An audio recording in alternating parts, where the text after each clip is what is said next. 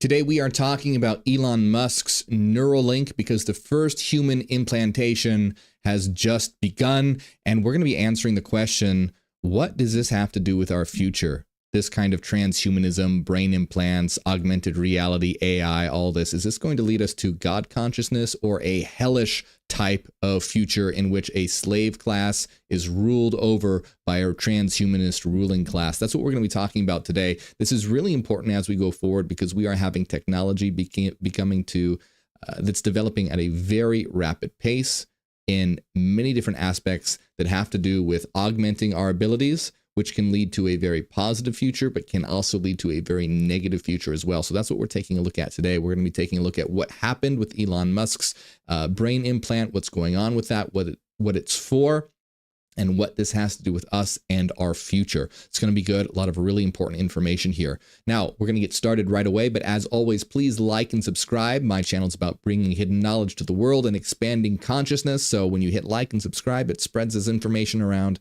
Helps out a lot. I really appreciate it. And if you enjoy my work and you want to see this channel grow, support over on patreon.com/morgofficial, and you'll get access to all of our members only videos. And we're having a new members only video right after this called Memories Are Not Stored in the Brain, where we discuss the concept of memories and how that they aren't stored in the brain. They're stored somewhere else entirely. That's what we're going to be discussing in the members only video.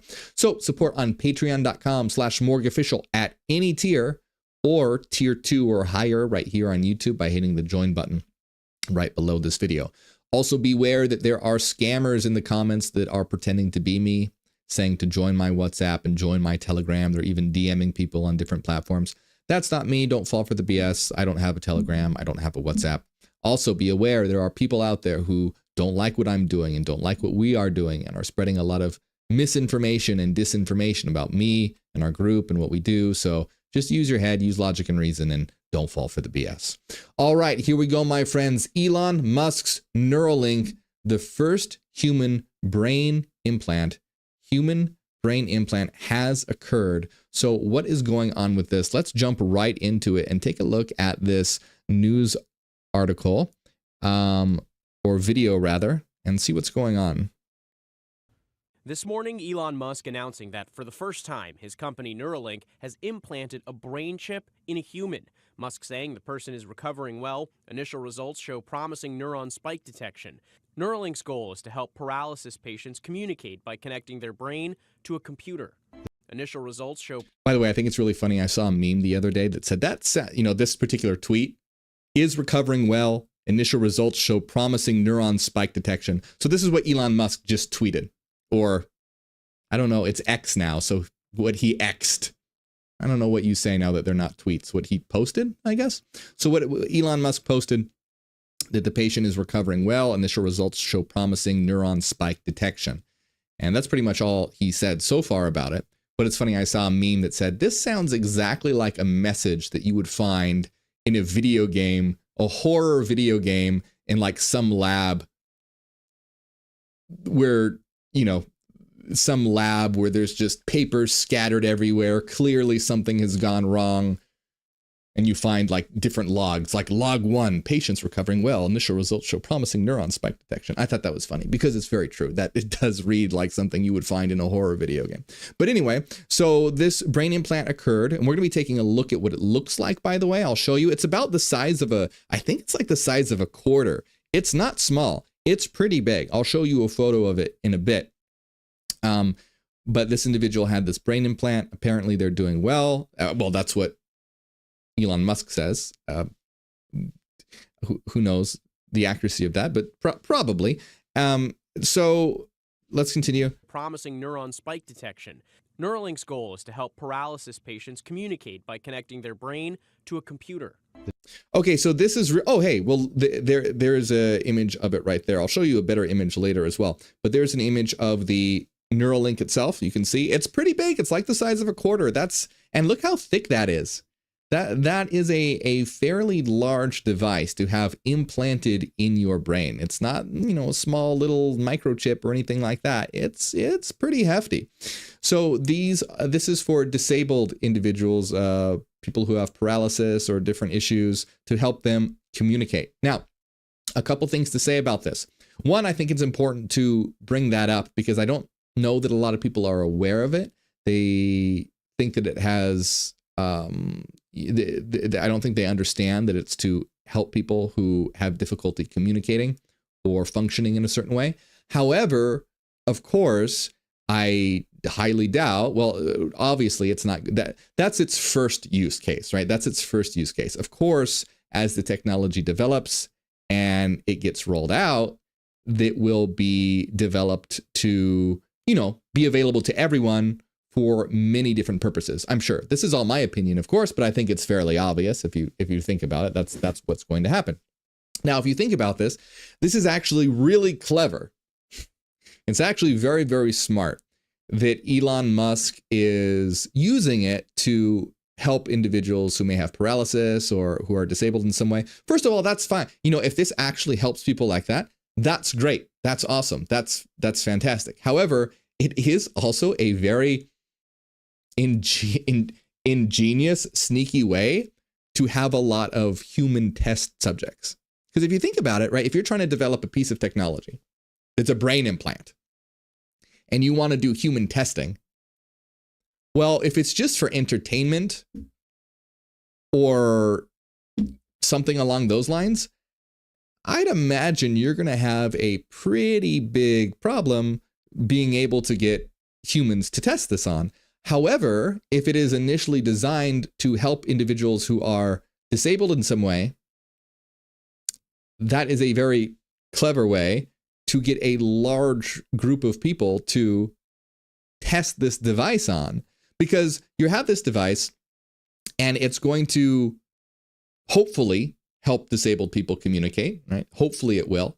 But now you have a whole pool of people who have this device implanted, and you can essentially use it as a base to experiment with other use cases. Like initially, yes, it's going to be rolled out to help disabled people.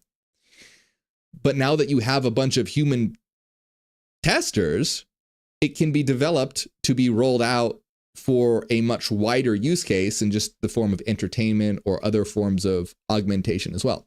So anyway, I just think that that's, first of all, again, I want to say if this actually helps disabled people, I'm all for that. That's great.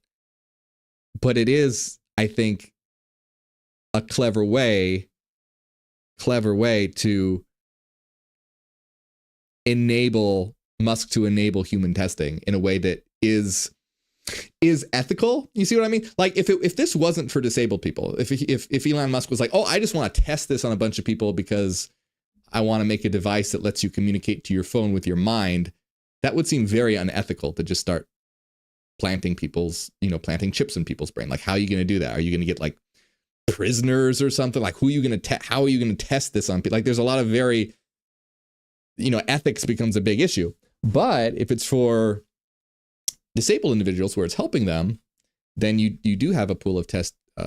So let's just continue watching this. I think what we're going to find out with a lot of this, that it's very much a double-edged sword. So I'm going to say right away how I feel about this stuff. We're going to see more about this, but how I feel about this stuff, I am totally for human augmentation with technology. Absolutely. I'm down with it. What I think is dangerous is who is developing it and what it's developed for. So just the idea in general of being technologically augmented, I think that's fine. But the people who are designing it, how it's designed, how it's used, that's something else entirely. It's just like the internet. The internet is fantastic, but the internet can also be used. It can be used in a positive way to spread information, to collaborate. I'm able to communicate with you right now. We're able to raise consciousness with it, but it can also be used to spread hatred and disinformation. It becomes addictive. It reduces intelligence if used in a certain way. There's a lot of negatives about it as well. So let's continue to see what's going on here. The device is designed to interpret your neural activity so you can operate a computer or a smartphone by simply thinking. People paralyzed from stroke. So what it does is it allows you to operate a computer or a smartphone just by thinking about it.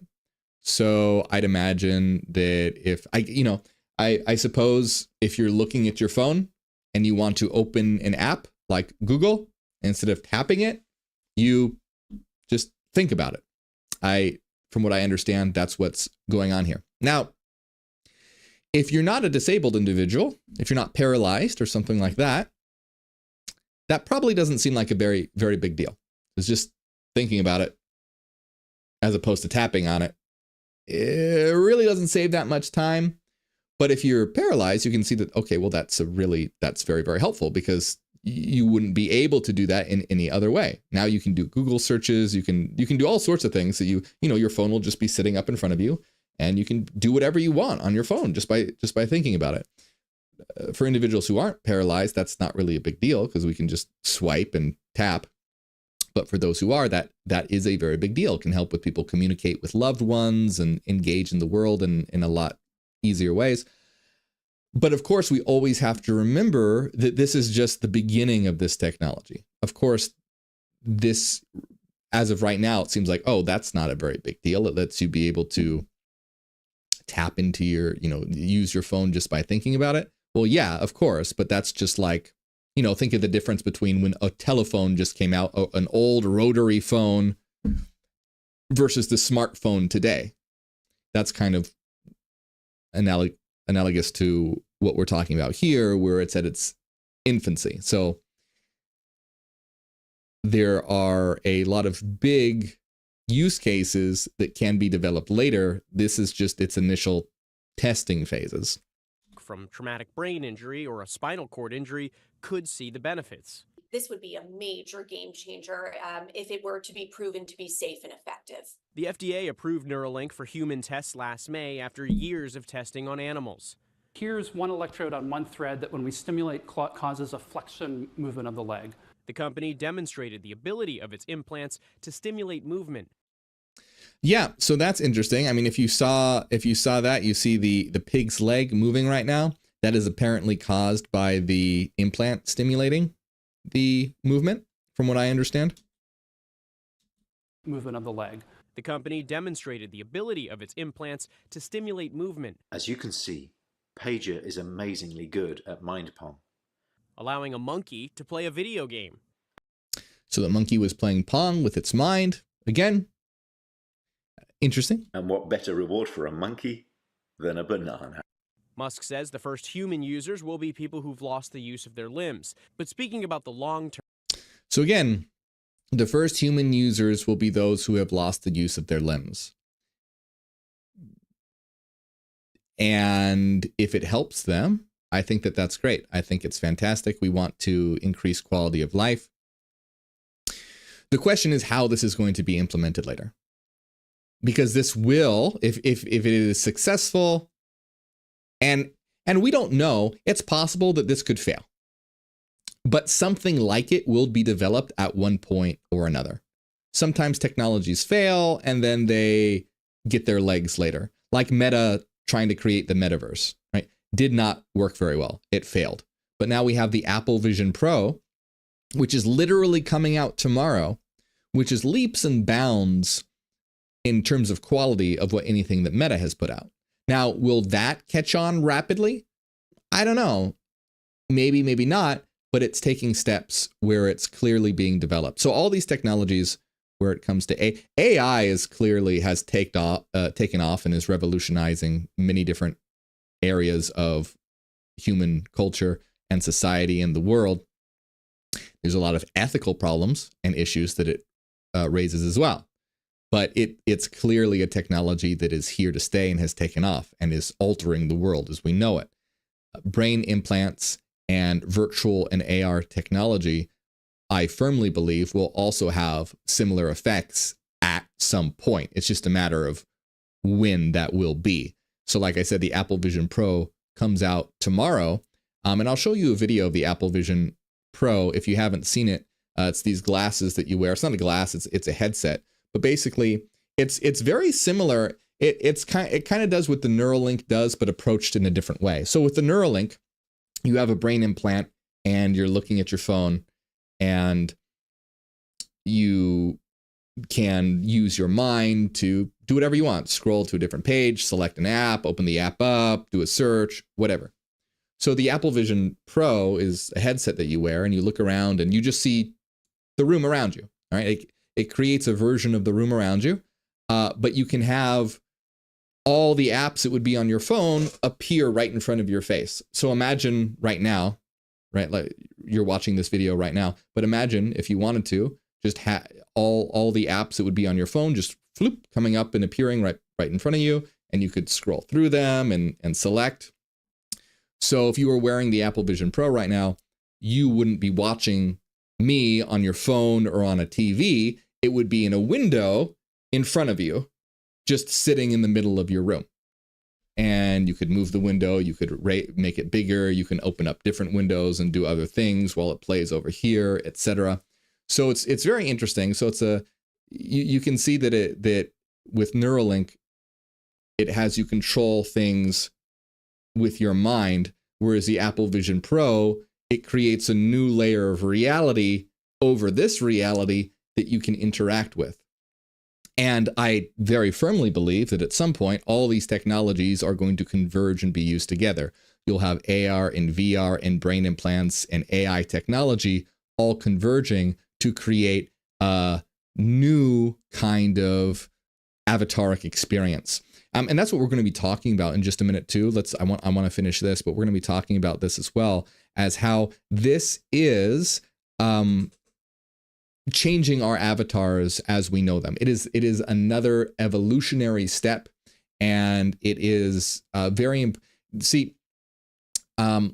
me finish this video, but something that I want to talk about is how the Neuralink, I'm not sure how the degree to how functional it is right now, but at some point, if it's successful, it's going to allow you to connect to the internet with your brain.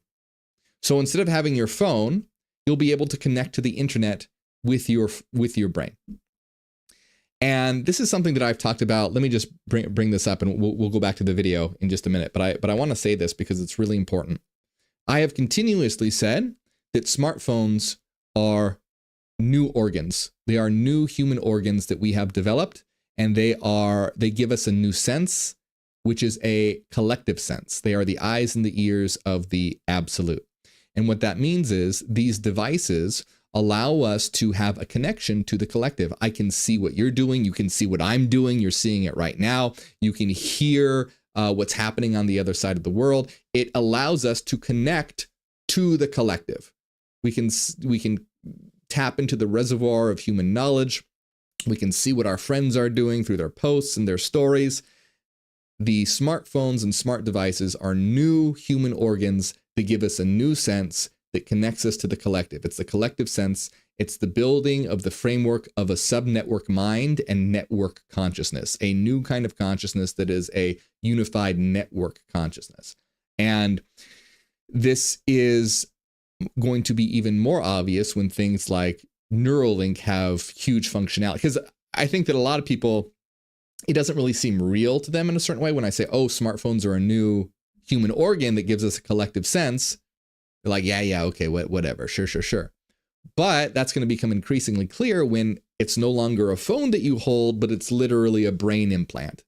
It's a brain implant, and it allows you'll be able to, just like what you do now with your phone, you'll be able to do now just by thinking about it. You'll be able to get updates. You'll be able to see what your friends are doing. You'll be able to see what's going on the other side of the world. You'll be able to do, Google searches all in your mind. And now we're a long way away from that, but that's what will happen at some point.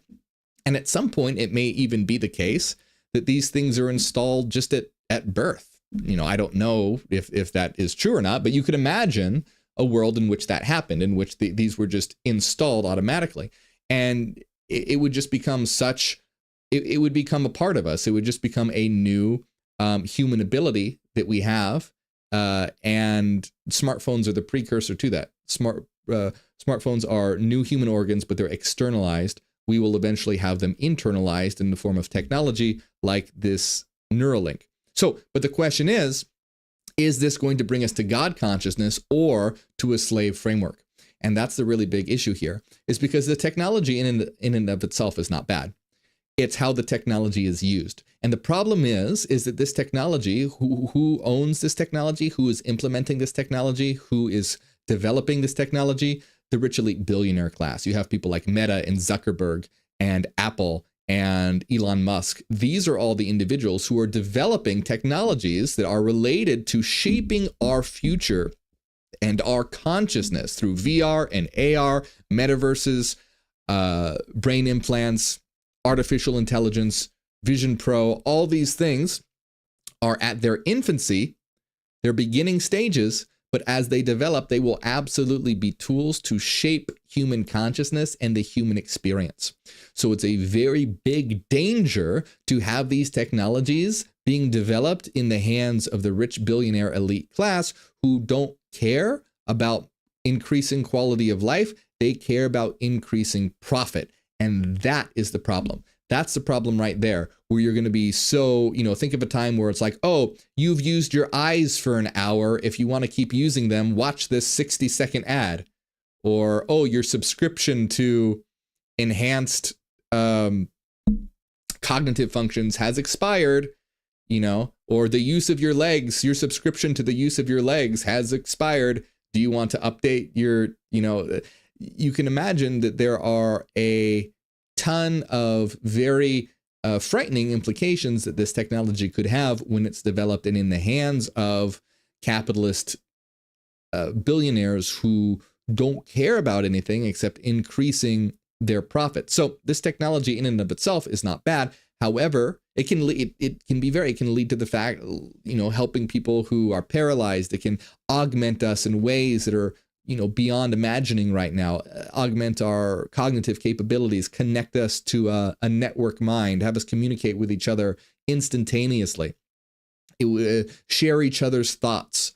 All of these ideas are things that can be implemented and developed, which can lead to rapid expanses in our evolution. Imagine augmenting ourselves with artificial intelligence. Imagine connecting with each other, sharing each other's thoughts, being augmented in terms of our capabilities. We will be able to unleash our godlike potential if it is implemented by those who are hyper aware and understand where we are, what we are, and why we're here, and are intent on increasing and maximizing the quality of life for all. If it's in the hands of the rich billionaire class, they won't see that at all and will simply develop this technology for increasing their profit, which will lead to a slave framework where you can imagine a time where the wealth gap has become so big that only the elite can afford these augmentations. And then you're literally going to have two races of humans. You're going to have those who can afford to be augmented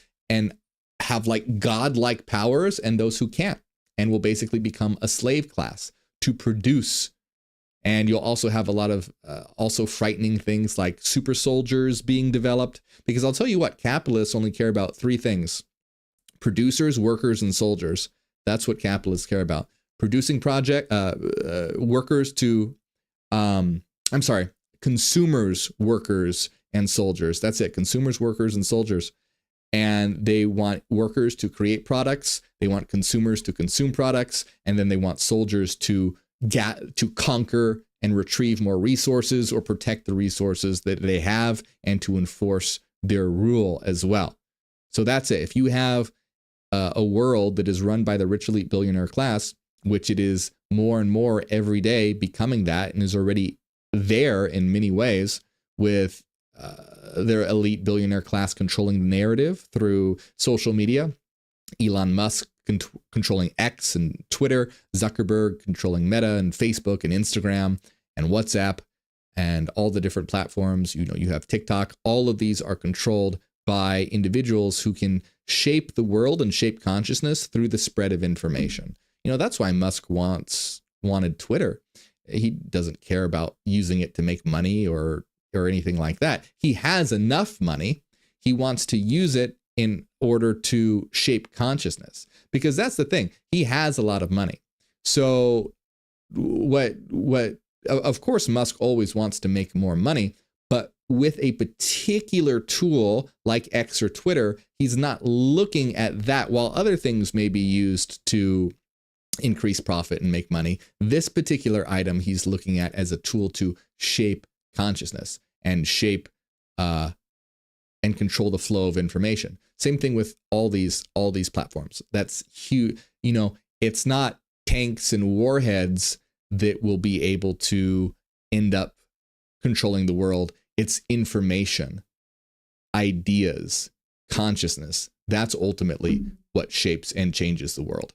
And all the tanks and warheads are in service to what ultimately originates as an idea. So anyway, let's continue this, because there's a lot here. Term. He said, imagine if Stephen Hawking could communicate faster than a speed typist or auctioneer. That is the goal. I really do think that in my lifetime as a physician, I'll be able to use this type of technology to help my patients, and I cannot wait for that day to come. Neuralink's engineers aren't the only ones turning science fiction into reality. Researchers elsewhere helped this man, paralyzed in an accident, walk again thanks to implants in his brain and spine. And in August, this woman who had lost her voice to paralysis was able to have a conversation with her husband again thanks to a mind-controlled avatar. Do not make me laugh. Experts warn. And by the way, I think that's all really cool. That's great.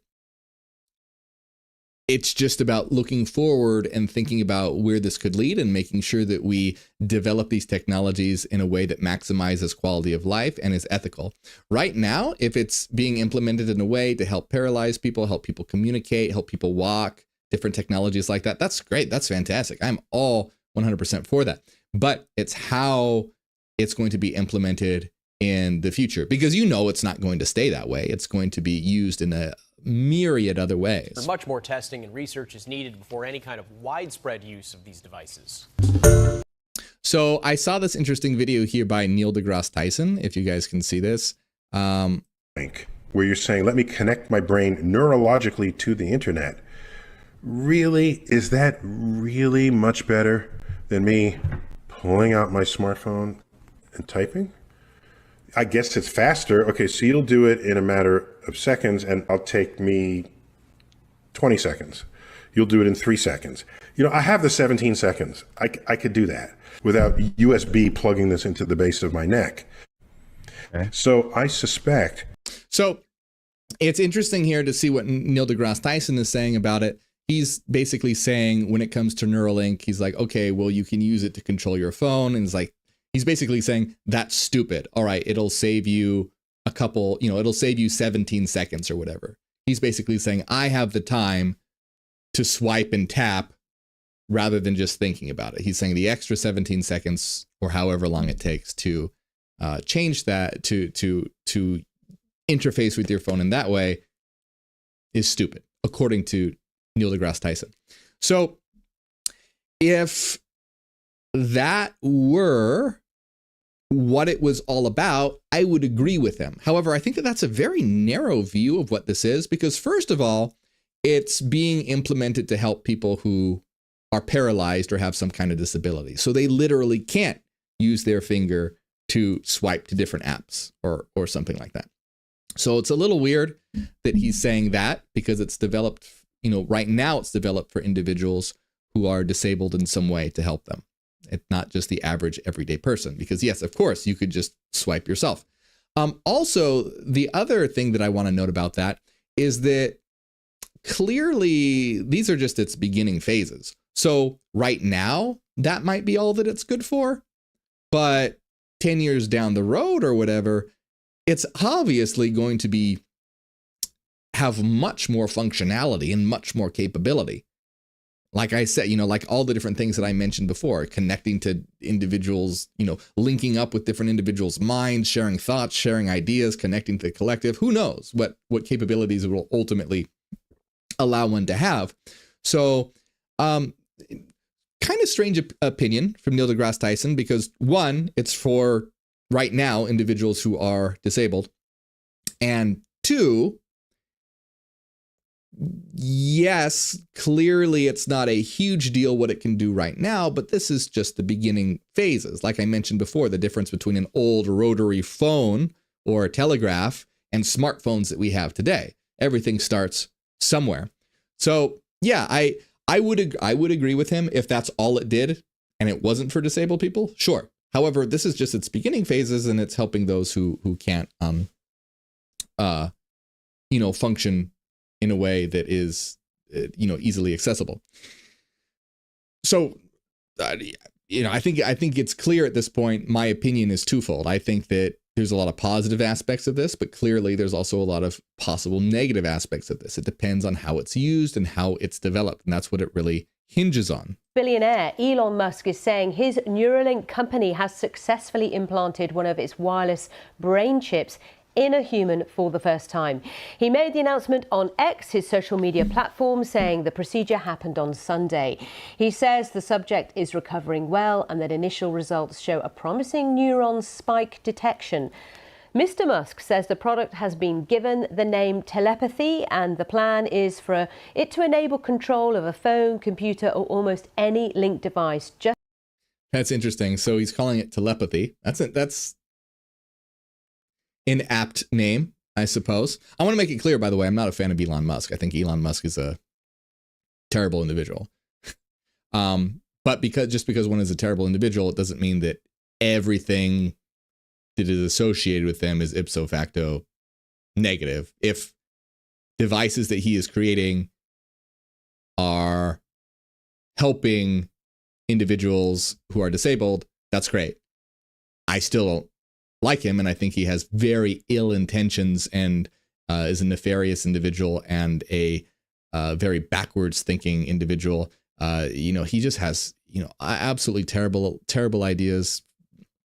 He said at one point that people shouldn't be allowed to vote unless they were married? No, unless they were married or unless they had kids.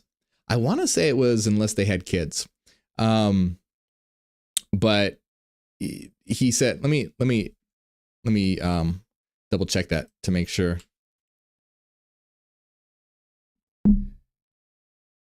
Over the weekend, this was written in July 4th of 2023. Over the weekend, Elon Musk appeared in a Twitter post to endorse the idea of taking the right to vote away from people without children.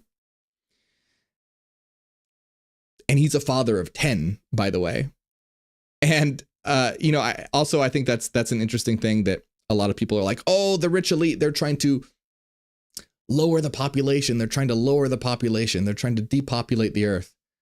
I don't really buy into that. Elon Musk is all about people having kids and increasing the population. And that makes sense from a capitalist perspective, because guess what? When you have a bigger population, you have more workers, you have more consumers, and you have more soldiers. You have more people to make products, you have more people to buy your products, and you have more people to enforce your rule. And so I don't really buy into the depopulating idea when people like Elon Musk clearly say that he thinks that there should be a larger population and people should be procreating more, and that people who don't have children shouldn't have the right to vote. Anyway, just long story short, I don't like Elon. I want to make that clear. However, that does not mean that this technology could not help people. Of course it could. But that's an important thing to know. Just by thinking about them. Several rival companies have already implanted what are known as brain-computer interface systems in humans after tests were carried out initially on monkeys. With more, here's our North America correspondent, Peter Bowes. What Elon Musk's Neuralink is trying to do is what a number of other companies have been attempting for quite a while now, and that is essentially to create a brain-computer interface that will allow a human being to carry out an action through thought alone. Now, it involves implanting a number of microchips into the brain. Really think about this, though. Do you see how we're developing our next iteration of avatars? That's what's occurring. We are the force of evolution shaping ourselves. That's what's occurring right now. And it's important to have that perspective, to remember what we are, where we are, and why we are here. We aren't just random humans building technology. We are the force of evolution shaping the next iteration of our avatars. And the question is, where is that going to go? where are we going to shape it? That's why it's very important in our goal to create a teleocracy, which is a planetary civilization about maximizing the quality of life for all. And this is done through raising consciousness, of course, to begin with, raising consciousness. And when one has hyper awareness, this means that one develops this technology with the understanding of what one is doing. Like someone like Elon Musk does not understand that he is the force of evolution, part of the force of evolution directing, our avataric development. He doesn't know that. He's just like, oh, I want to make this stuff because I think it's cool and will make me a lot of money and give me more power and give me control and etc. Whatever. But you see, that's where we need individuals who are at our higher state of consciousness to be directing our course of evolution so that we can be directing it in a positive way. We don't want to be directing it towards a slave framework. We want to be directing it towards a subnetwork mind in which we are all connected and we have a network consciousness. We want to develop a network consciousness so that we can increase our synchronization on our evolution to maximize quality of life for all. Not, oh, I have to pay for my subscription to use my eyes now, or, oh man, hold on just a minute. I can't finish talking to you. I have to watch this ad before I can, continue communicating or something like that. That's just a small fraction of some of the big problems we'll have with this. But it's really important to realize what's happening here. See what this is pull back from the human perspective, take that Zedic perspective, take even the absolute perspective, and understand that we are in the midst of our own avataric evolutionary development right now. Before, these human bodies were developed through evolution in an unconscious state, through a dialectical clash, through a teleological striving, through an unconscious transformation. These avatars are really very primitive, but we are using them to augment ourselves. So we are shaping, people are like, oh, well, evolution, the effects of evolution, it takes so long that we don't really notice them because it takes, millions of years for different evolutionary things to, biological changes to occur. But when one realizes that everything is part of nature, including technology, we are developing our avatars right now. That's what we're doing. Through brain implantation, through virtual reality, through social media, through artificial intelligence. This is all leading towards the next iteration of our avatars, of our future localizations. So it's important to keep that in mind. We are, imagine how much the world will change if we all had brain implants that would allow us to share each other's thoughts. This is how we develop a network consciousness. This is how we create a consciousness that just transcends the individual. Well, we still have individual personalities, but we can connect to a reservoir of information and connect, just like with our smartphones. We're still ourselves, but our smartphones allow us to see what you're doing, or you can see what I'm doing, or you can retrieve information or communicate with people over vast distances or whatever. Just imagine all that being just at a thought away, coupled with, you can imagine it that coupled with like AR, augmented reality technology. So imagine, for example, having that brain implant while, let's say, wearing contacts that does what the Apple Vision Pro does right now. So you can retrieve information from the internet. You can, or then using your contact overlays, you could just think about a person, call them up, see them, have them appear right in front of you. The possibilities are endless. So this is great and amazing as long as it's done not the way that it's going to be done. We need to change it. We need to create a world in which these technologies are developed by hyper-aware individuals so that we create, because this is literally creating new avatars and shaping consciousness. So we need to do it in a way where it's about maximizing quality of life. And it's ridiculous that that's such a far-fetched idea, but it needs to be done in a way where it's about maximizing quality of life for all, not about just making a bunch of money. That's why social media is so addictive, because social media is designed to keep you on their platform as long as possible. And then you have all these companies competing with each other, trying to keep you on their platform as long as possible. So they're all trying to make it as addictive as possible. It's digital crack. And then so you're just glued to these different, you go from app to app to app to app to app, because they're all designed to steal your attention away. Now, social media is not a bad thing in and of itself, but when it's used that way, it becomes nefarious. Anyway, let's continue here.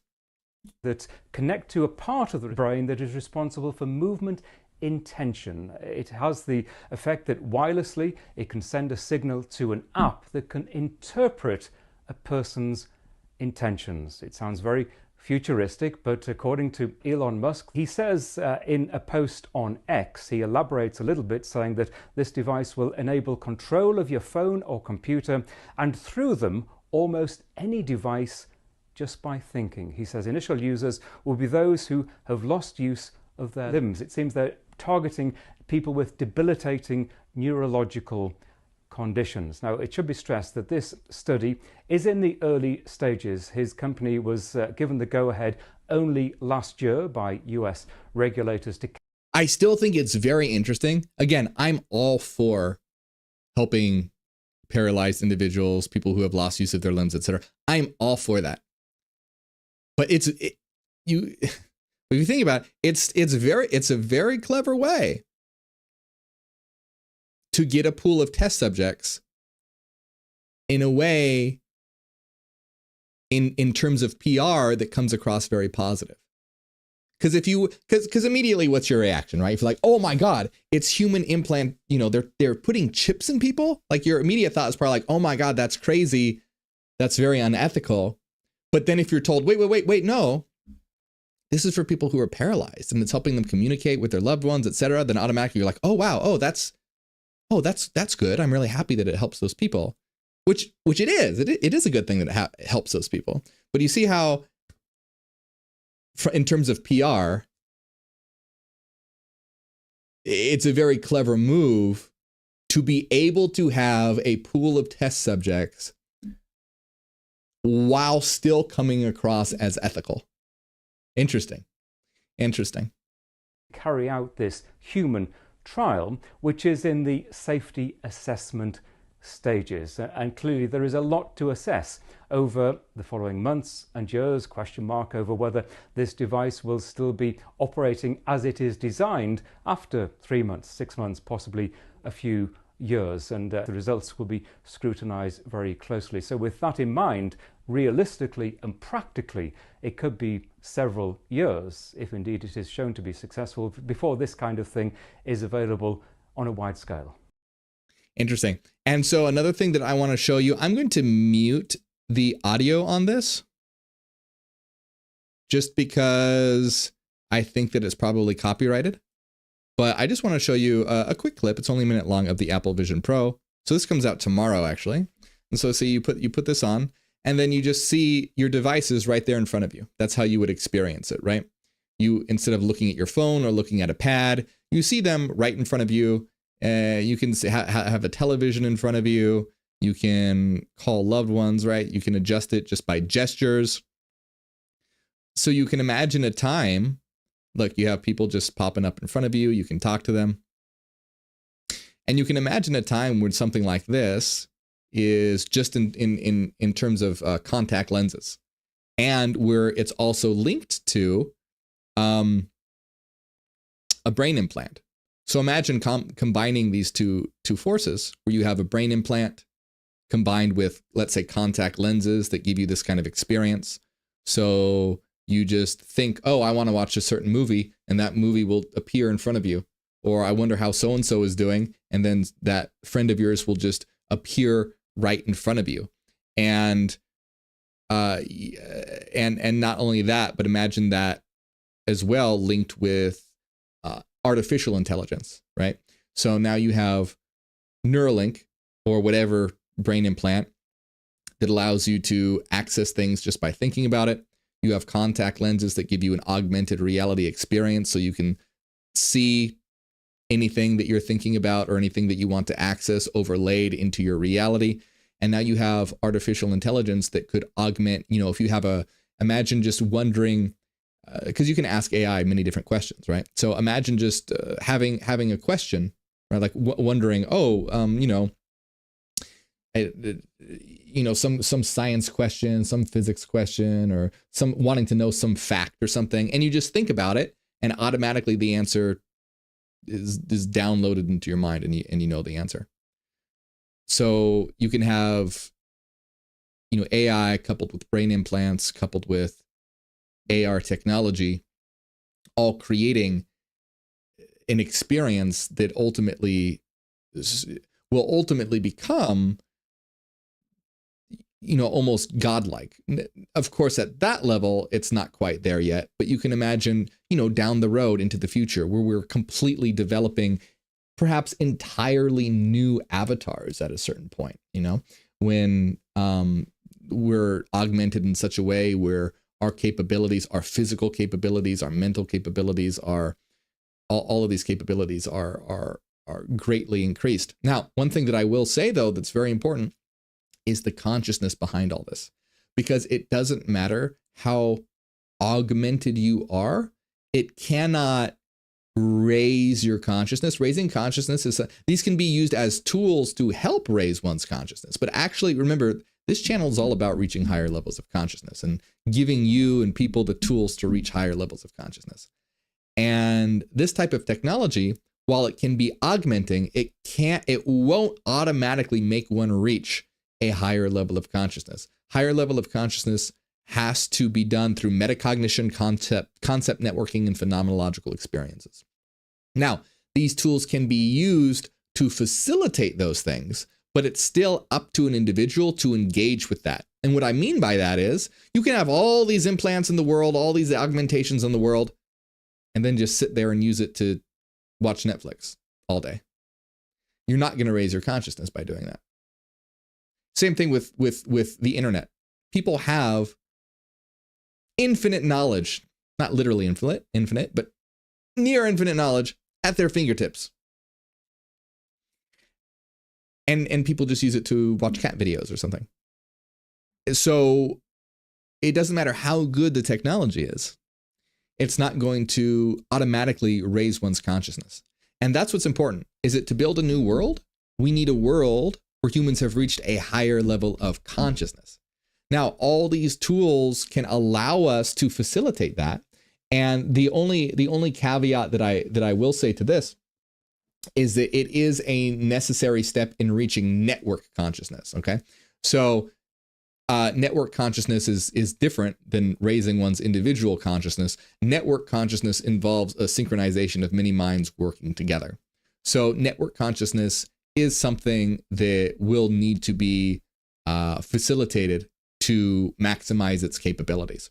But as far as on one's own, reaching higher levels of consciousness and even understanding like what network consciousness is and how to operate in network consciousness requires one to do the work on themselves through metacognition, concept networking, and phenomenological experiences to reach those higher planes and higher levels of consciousness, because that's the only thing that's going to change the world. So I think this technology is very interesting. I think it's very exciting.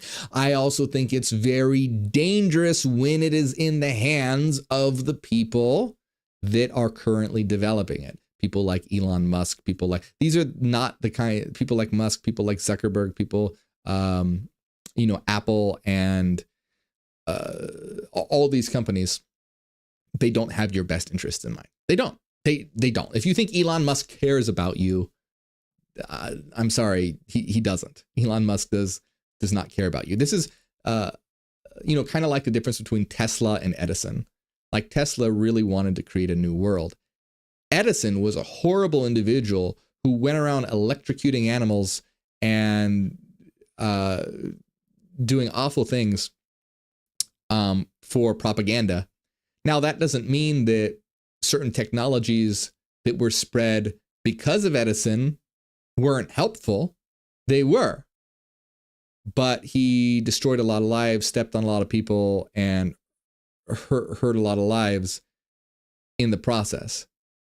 And that's kind of analogous here, where you have someone like Musk, where technologies that can be helpful can come forward, but we have to be very, very, very careful about where this can lead.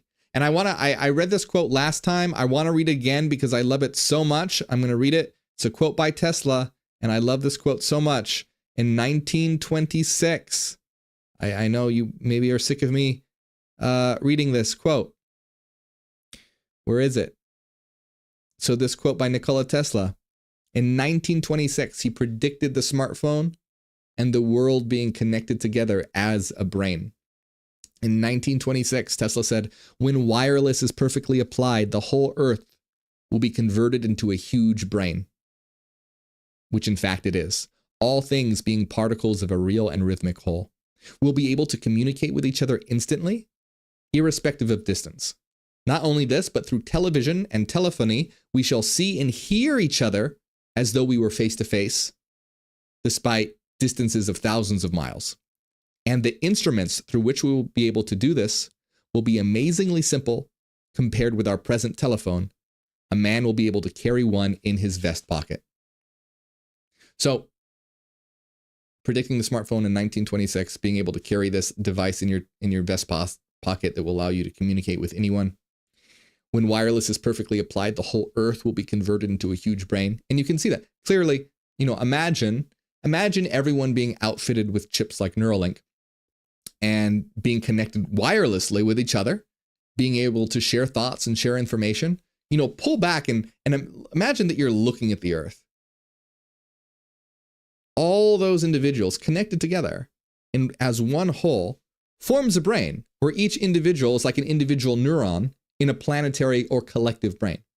And this is the idea that I'm trying to get across here to people, is that this is what we are. We are a collective. We are each and every one of us like a neuron in a planetary brain. And as we develop our technologies and become connected in greater and greater ways, that will become more and more and more apparent. But that's what we are, even right now, just connected through social media. That's what we are. That'll become more and more actualized as time goes on and technology develops.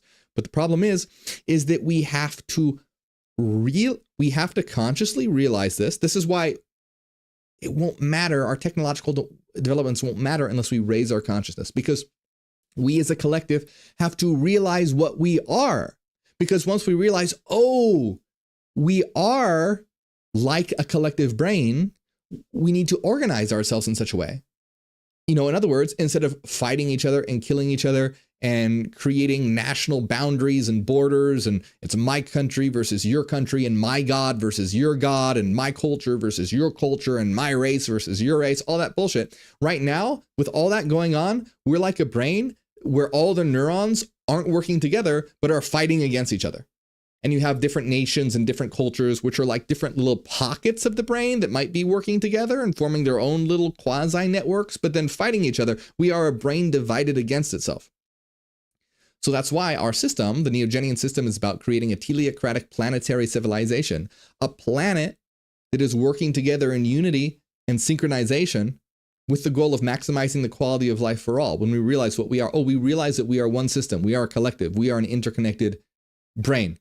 And we need to behave and organize ourselves and organize our world with that understanding. So we need to consciously and explicitly realize that, and then organize our world according to that. We are a brain that needs to organize its internal neurons in such a way that it is working in a synergistic synchronization, and where we are directing our energy collectively in a way that's not conflicting and destroying itself. So this is the next level of consciousness that humanity needs to reach. It needs to reach all awareness, hyper awareness, and network consciousness. This is what needs to happen. Because right now, humans are just stuck in their little box of self-awareness, and they don't realize that they are a node in a network. We have to realize that we are part of a collective. We are one system, just like Nikola Tesla realized, just like so many intelligent philosophers realized. And that is the only way that we can create lasting, sustainable change. Now, there is a problem, of course, that the rich elite billionaires could permanently take over and create a coerced unity through a slave framework, in which it creates a unified world, quote unquote unified, but in a way that is not through the raising of consciousness, but through a coercion or forcing it to occur through a hierarchical slave network in which a rich ruling elite, or an elite in some capacity, doesn't necessarily have to be rich, but that seems like where the world is going right now. So a ruling elite rules at the expense of the many, which becomes a slave-like class. And in this world, and in this way, you could have a quote-unquote united world, but it would be united in a forced way, rather than seeing each other as all co-creators on this journey together and helping each other and raising each other up. It's seen as, oh, we are better than the lower class, and we are going to exert our rule over them and use them to augment our. So now you have a world that benefits the few. We want a world that benefits the all. And that's the difference. A world that benefits every single individual. And we can only do that by raising our consciousness collectively, together. That is the goal. So this technology has the potential to jettison us into worlds of experience and augmentation that we can only dream of right now. Or it can be used to create a slave framework where we are under the rule and under the thumb of an elite ruling class that doesn't give an F about you. So it's up to us to create that new world. It's up to us to create that new beginning and start raising consciousness. How do you start? If you want to help, how do you start? Change yourself, transform yourself, learn and understand, raise your consciousness, because you're part of the collective. So as you're a neuron in this collective brain. So you need to realize what you are. And then once you realize what you are, you can help others do the same thing. You need to help all the other neurons realize that they're neurons as well. And then when we all realize that, we can start organizing ourselves into a unified mental network. That's what creating a planetary system is. That's what creating a planetary teleocratic civilization is. We can talk about, different laws and rules that we will implement. But ultimately, what this is a structuring of a mental network with the conscious understanding of what we are. That's the only way that it can be organized in the right way. We have to realize what we are so that we can begin working together rather than being divided against each other. All right, my friends, I hope you enjoyed this video. Let me know what you thought in the comments. Tell me right now. Make sure you like and subscribe so that we can get this information out, share this around the world. Also, if you enjoy my work and you want to see my work grow, help me create bigger and better videos, support over on Patreon, patreon.com/morgofficial. You'll get access to all of our members only videos. We're having a members only video right now, which is all about memories are not stored in the brain. Where are memories? That's what we'll be talking about. So support at any tier on Patreon or tier 2 or higher on YouTube by hitting the join button right below this video to get access to all our members only videos. And as always, remember, hey, this isn't church, so don't feel obligated to support monetarily. There are plenty of free ways you can support, like liking and subscribing and sharing, but I do appreciate the support. It helps out a lot. I want to give a shout out to those who do, especially Renaissance Fairy, Cassidy, Angela, the Halloween Mom, DB, Enki, Nusalina, Masam, Eric Fire, Christopher Smith, the Eternal Empire, and everyone else. Thank you very much.